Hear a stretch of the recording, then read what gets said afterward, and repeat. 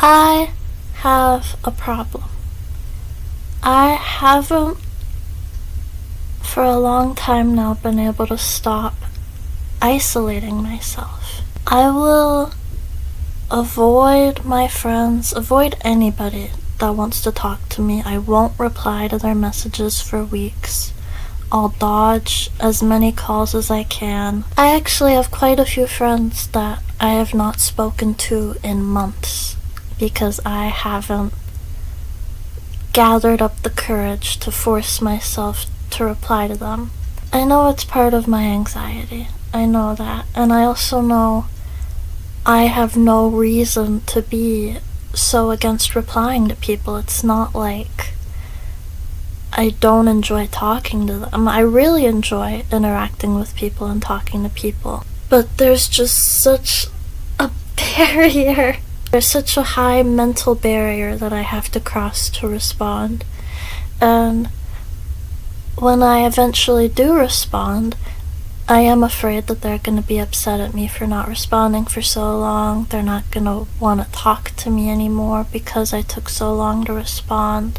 And sometimes I'll be doing better and it'll be easier for me to respond.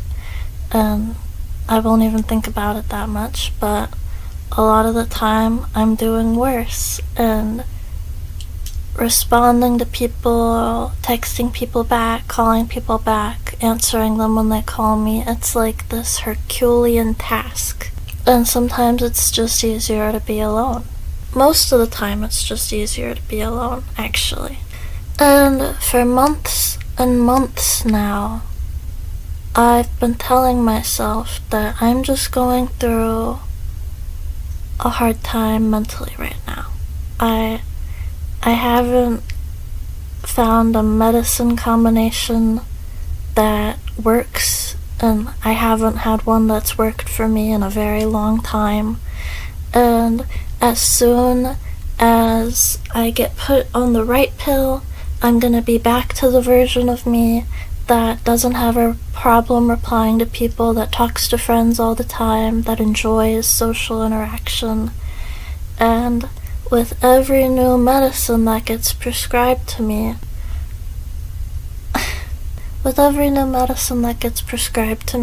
I feel like I'm slowly having to face the reality that this is just who I am now.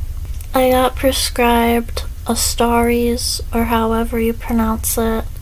Was horrible. I hated it. It ruined my sleep schedule. I don't have a sleep schedule now.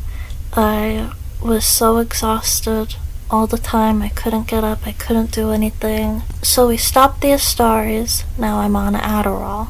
Which is exciting, by the way.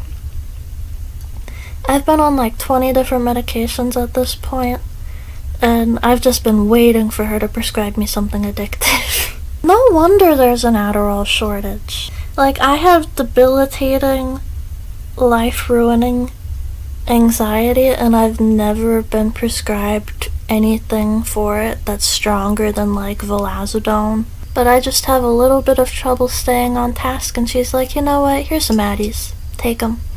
So yeah, I'm on Adderall now. Very low dose, but I am on Adderall.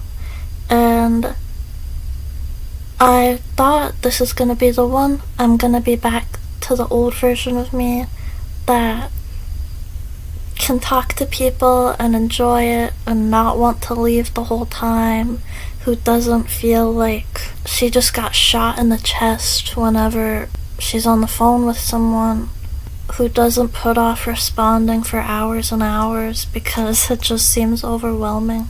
But I don't know if I'll ever be that girl again. I think I've gotten so comfortable being alone. I think I've had to get so comfortable being alone because of my circumstances.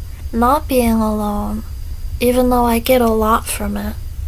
You know, I feel like a person again when I get to talk to people. Not being alone is just a very stressful experience for me.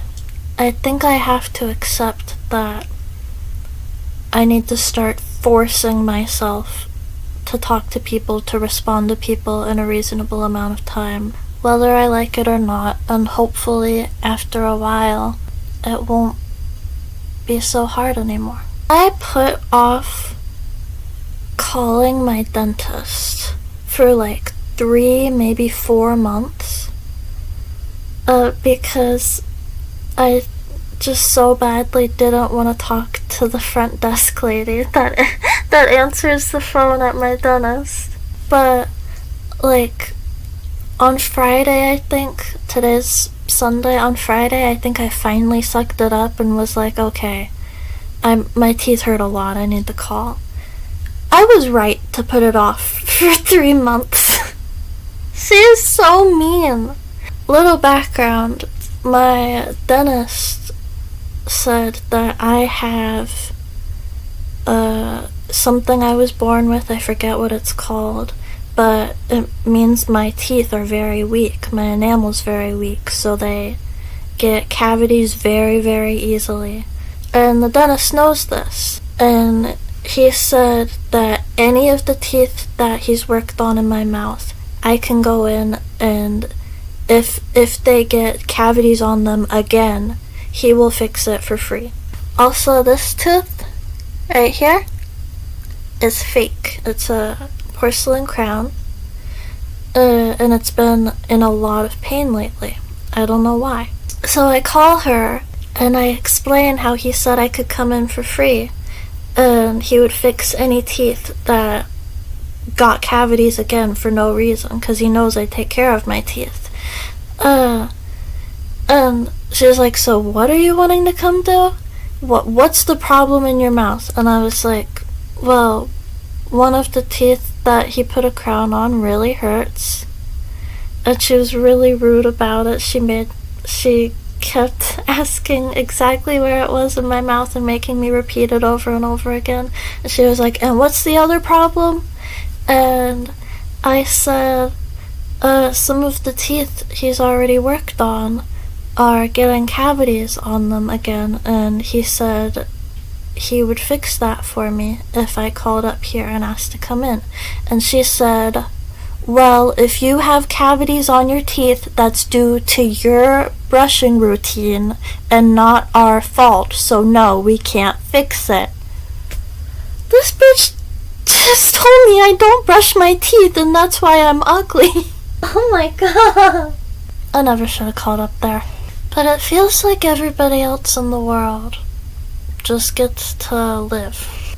I know that a lot of other people do it, but I never really see anyone talking about how emotionally exhausting it is to have to constantly go through medicine trials just in the hopes to feel normal.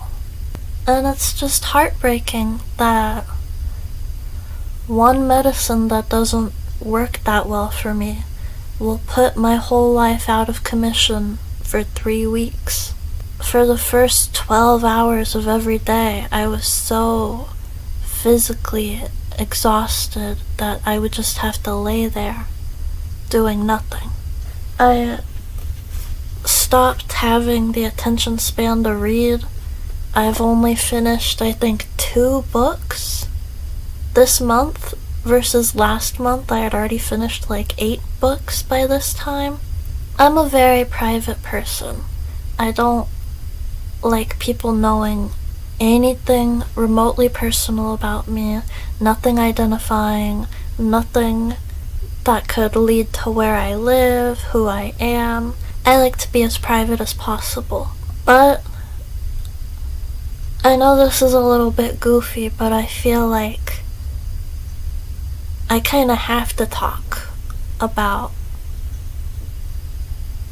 all the medicines I have to take just to mentally feel normal, because I don't see anyone else talking about it.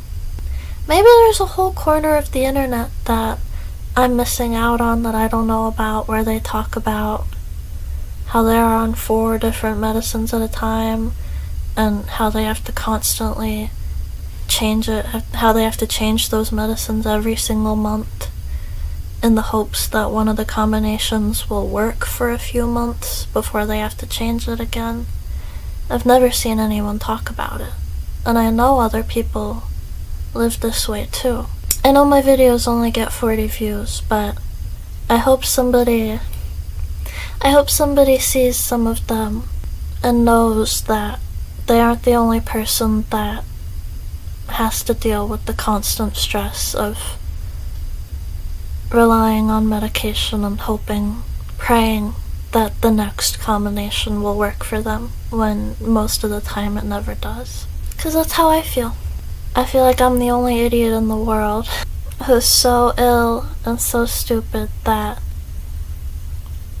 I've been put this far behind in life. But the adderall has been helping a little bit. It's a very low dose, I don't know if I said that. Also, she upped my vilazodone, and on my own accord, I started taking something called St. John's wort. It's a vitamin that's supposed to help with mood and anxiety. So I don't know. This is just a silly little update. If anyone has any tips to stop isolating yourself, please tell them to me. This month I plan to do a Goodwill trying on video pretty soon probably. And of course at the end of the month I'll do all the books I read this month. This month is going to be significantly smaller than last month. But hopefully next month I'll start reading way more again. I just had a little bit of a hard month so far. Red Velvet's comeback is tomorrow, and I'm so unbelievably pumped. Thank you so much for watching. Amen.